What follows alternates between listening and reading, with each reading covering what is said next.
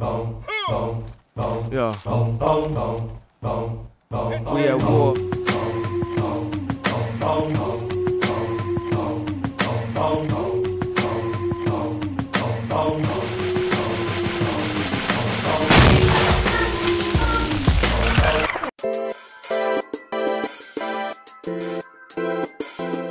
Received a mission and I'm feeling like I'm not coming back. Just send up another soldier that dies in Iraq. I'll start rehearsals of a tactic that I have to know, but my mind becomes affected by those that are back at home. Though surrounded by soldiers, I still feel alone. Body begins to sweat, yet my flesh feels cold. I load my weapon and so I'm at combat low. One thing is certain, that death is at the end of the road. Look out my window, see the sunrise and the moon begins to fade.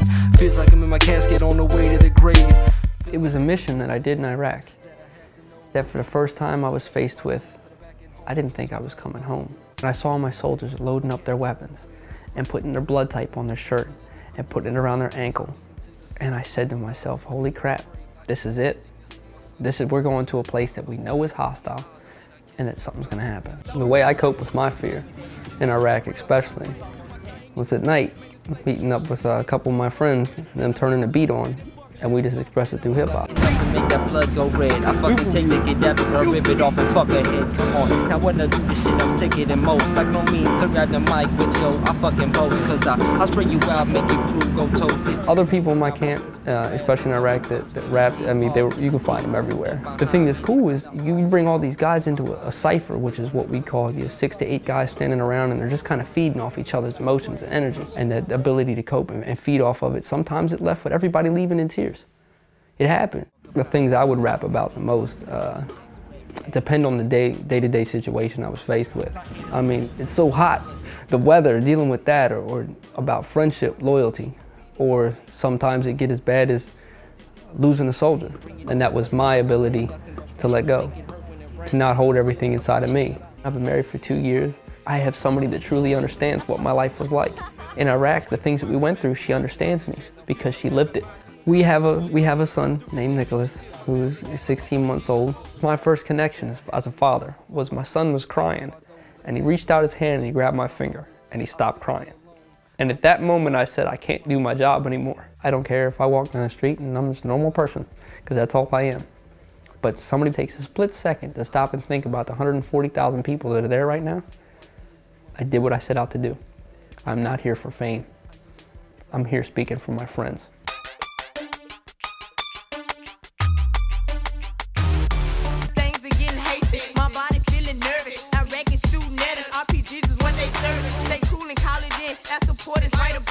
And now we shooting back, that's what you get for f***ing with it. Decision making isn't easy for a girl in war.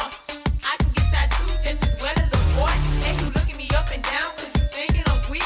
So you see me in Iraq and I'm patrolling the street. From the bottom of the grind, whipping the top of the line. They can take your life or save your life all at one time. When I tweet about this motherfucking experience that I have, hopefully I'll do some good instead of doing some fucking bad. Now I'm back up in the rack, put the name up on my flag. Ain't no way I can turn back. It's attack or get attacked. As I blaze the black and mild, take me back when I was a child. Just a little thug nigga who was nowhere acting wild. Sometimes I'd be so deep into my music, I would totally forget that I'm even in Iraq. How other people deal with it is up to them. You know, people could lift weights, play basketball, they could do whatever they want to do to get their mind off what's going on out there. Mine was hip hop. Basically, our job was to get a unit from point A to point B unharmed. Anything that happens, any enemy contact, we respond to it. You know, just basically protecting the convoy, that's all we did. I got a 12-year-old boy, 11-year-old boy, and a 6-year-old daughter. It was kind of hard, you know, being away from them that long, but, you know, they understand who I was. They knew what I did. The CD that I recorded was called The Deployment. Basically, in between missions, every day I would sit in my little studio, I like to call it, and, you know, and just do music. It basically was an old Iraqi army, I want to say prison, I should say, so we converted those into the rooms. I put little mattresses up on the side of the walls, had my studio condenser microphone, just a laptop. That's all it really consists of, you know. It was a little setup, but the quality was good. There's a event I can recall that is like, I brought like 3 other people, you know, who didn't know how to do music. For that moment then and there, you know, we were all lost at having a good time. We all had smiles on our faces, we was recording. One of the songs I did out there, I titled Walk With Me. I basically wanted to give the civilian population a step-by-step walkthrough on what was, how it is for us soldiers out there conducting missions out in Iraq. Coming on to the third verse, that the song totally changes. There was a real-life mission. We went out there, and a buddy of mine was blown up by a roadside bomb. And we spent hours and hours right there on the road, dealing with them, getting all the bodies up together. A couple of days later, we got back to our camp, and I was angry, and I knew I still had this song.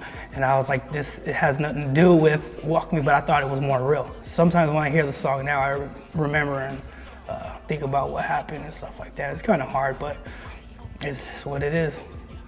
Cause just 2 days ago, y'all, good friend of mine died. I hold the visions of a lion dead on the scene, and feeling sorry for his wife and his kids he ain't seen yet. Only 21 years old, he ain't lived life yet, and he is someone that I know that I'll never forget. The nightmares. Up until my 5th month being deployed, some letters from my significant other just automatically stopped. Kept calling and see what's going on, and could never get a hold of her. So come to find out that, she found another guy. It happens though, it happens all the time out there. Did it hurt me? Yeah, it did hurt me, but it made me feel better going to the studio. To me, I feel like I'm a voice for all the warriors out there fighting. They need a voice, they need someone to speak out for them. Who else better to tell it than me?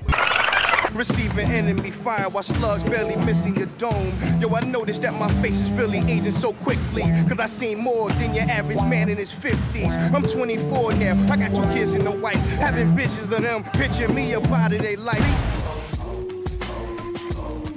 If they prove me otherwise, no intent to be shady, I blame it on this war that made me paranoid and crazy. But this ain't fact, it's only theory in my statement about the struggle, stress, and pain every day we facing. Trials and tribulations daily we do, and not always does life's pains wash away in our pool. When we take a dip, we try to stick to the script, but when those guns start blazing and our friends get hit, that's when our hearts start racing and our stomach get woozy. Cause for y'all this is a show, but we live in this movie.